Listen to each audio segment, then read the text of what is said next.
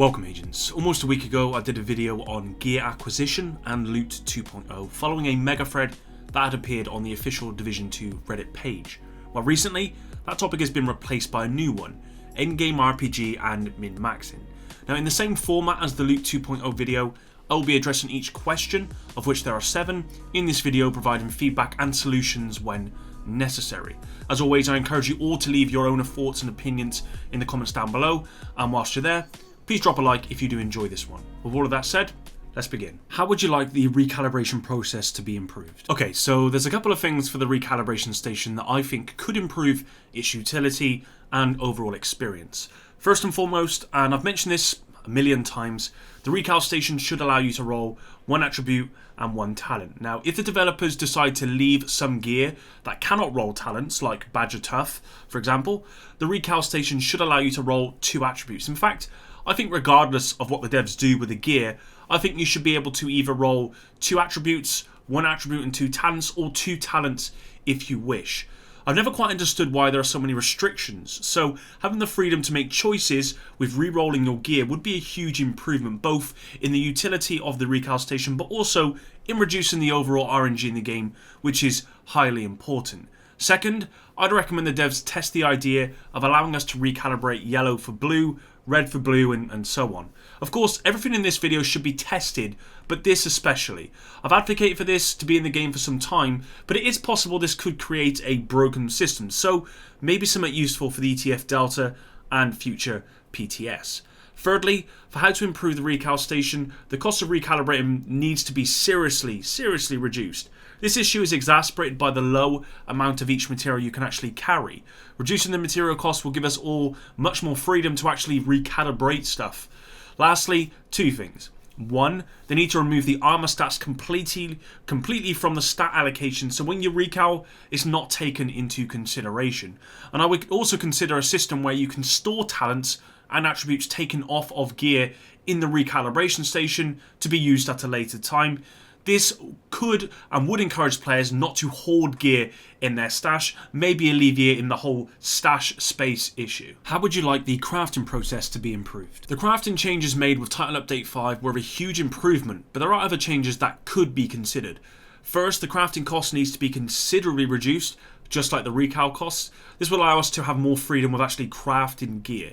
We need to have blueprints for every piece of gear in the game. I never quite understood again why this isn't the case already.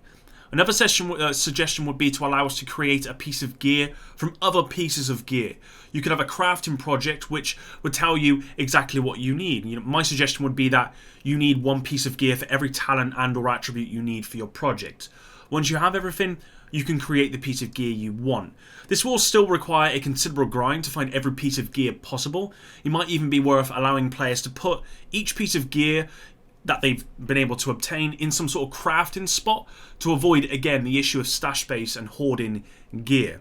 Next, I think we should be able to craft the exact type of mod we need: defensive, offensive and utility, rather than just random mods with random rolls. On that same note, I also think there should be mods for each different skill variant. It's so frustrating when I need something like a Seeker damage mod, but there is no way of me getting it except for RNG, so maybe something like this should be implemented. Last, with crafting, and it's not so much the crafting process, but there should be designated boxes for each crafting material. After Title Update 5, do you see any needed changes to how you acquire crafting materials? Even if you consider all of the changes I've mentioned before now with crafting and crafting materials and recal, crafting materials generally, they just need to come at a faster rate. Now, I'd recommend the amount of crafting materials dropping from crates to be increased. The same should apply for all activities and when we deconstruct items as well. Another idea is that the crafting material drops default to the crafting material you are low on. Now, I'm not 100% sure about this one, to be honest, but I hate it when I've maxed out, say, titanium and polycarbonate, and they just keep dropping. In this situation, it would be good if any remaining materials defaulted to the one that's missing. In this instance, it would be electronics or whatever. I think that could be a good system if implemented properly. Maybe one of the vendors could sell materials for credits. I know plenty of people who have a huge amount of credits, but there's just nothing to spend them on. Allowing us to buy materials for credits would be very useful. Lastly, and maybe not specifically in answer to this question, but they really need to increase or remove the material cap. In the Division, you could get 4,000 Phoenix credits. It may have actually been more. I can't remember. But my point is, why the restriction? We want freedom, not restrictions, and that's what this is all about. Increase the material cap to say 4,000 per material, or if they could, just remove the cap altogether. Based on the skill performance update of Title Update 5, are there still changes needed to make them more competitive to perform on raid difficulty? I'm going to be honest guys, I have very little experience with the raid. I've actually not played it since my first run. So yeah, very little experience, let alone how skills might perform in the raid since Title Update 5. So to answer this question, I've took suggestions from you guys on Reddit and whatever, so here we go. It appears there's some specific changes that people want to make skills more competitive, and this isn't just a raid situation but in general. An example would be the fire turret. This should be reverted back to how it worked in the Division, so it automatically targets enemies rather than manually. I just think, I absolutely agree with that. I think that's absolutely how it should work. I think the main issue with this question is the Dark Hours raid itself. It wasn't built to be skill friendly. It's a complete DPS check, meaning any sort of healer build is pretty much not required. Even when you consider the best DPS skill builds like Explosive Seeker Mines for example, in almost all scenarios it's quicker to shoot the enemies down than wait for the Seekers to actually reach their target. The raid was not built for skills to be viable. In all scenarios, hitting headshots or hitting hitboxes with huge weapon damage would always give you the best results. And lastly, most answers I saw were, we haven't played the raid to actually test skills in that environment. But the few that did had skills, talking about skills, were basically saying they're pretty bad in the raid. But I think this goes back to my point before about the raid being not skill friendly. So I do hope the developers consider what impact skills should have in a raid environment and implement these into the next one. How do you like the build diversity after Title Update 5 and how could that be further improved? I think build diversity has been improved quite dramatically with Title Update 5. Is it perfect? No. Was the skill overhaul a huge improvement to the overall build diversity? Yes. Have we got a long way to go? Yes, but I'm optimistic, so let's start. In my last video, I talked about the Eagle Bearer debate, or controversy, and I recommended that all weapons be buffed to compete with this weapon. Right now, if you have the Eagle Bearer, it's basically the only weapon you're using because it's so incredibly overpowered, especially in PvP. If you don't have this weapon, then you're probably using either the P416 or a low rate of fire LMG like the M60 or maybe the Diamondback because that's pretty strong as well. Of course, some people will use other weapons, but the vast majority will use these weapons because, well, they're the best. So a big weapon overhaul, I believe, is important in creating more weapon choices and thus a better build diversity in the game.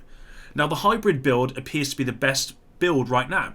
311-7 is the go-to because it offers great damage, great tanking and great skill utility. It offers everything in one build. Is that build diversity? I'm not so sure. SMGs appear to have been nerfed into the ground. I don't see anyone using them anymore, and except for the Diamondback, rifles are still really underutilized, especially in PvP.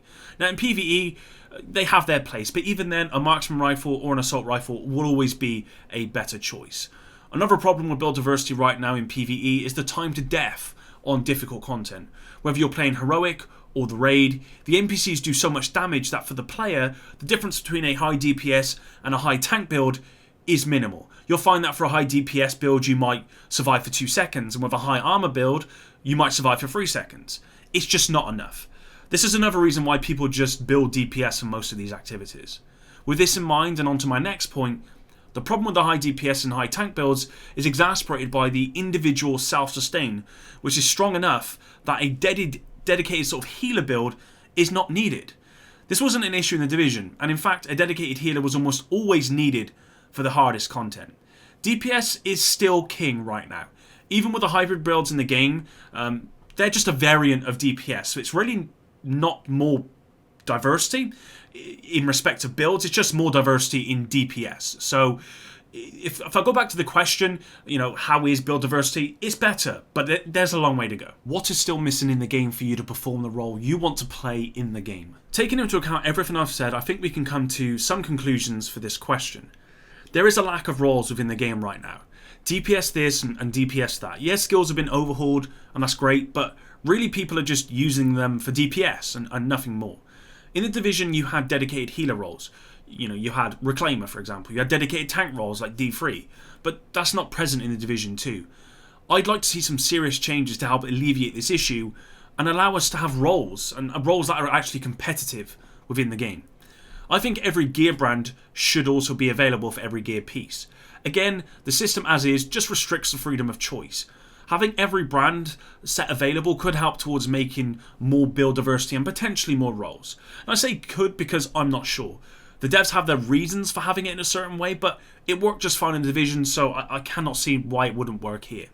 Now, on the notion of dedicated roles, in the Division we had gear sets that were specifically for these roles, like Reclaimer, for example. Now, I'm not asking for gear sets to return, but having gear and talents that are specific for certain roles, I think would make a huge change, and I think a positive one as well.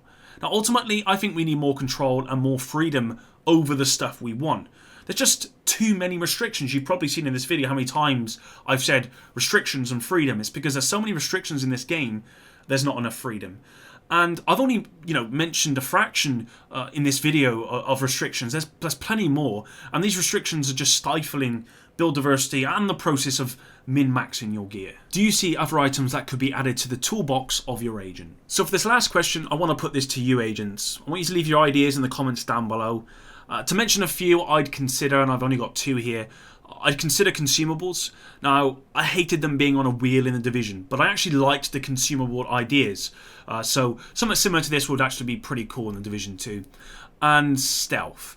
Now, I'd like to see some added that might allow us to play as a stealth role. I know this won't happen. This is something I wanted in the game way before it even came out. I know it's not going to happen, but it would be cool. So here's to me hoping. So there you are, agents. Thanks very much for watching and sticking around until the end. These discussion pieces are very important, and your feedback on the official channels like Reddit, Twitter and the Ubisoft forums will be beneficial to the developers, so I encourage you to get involved.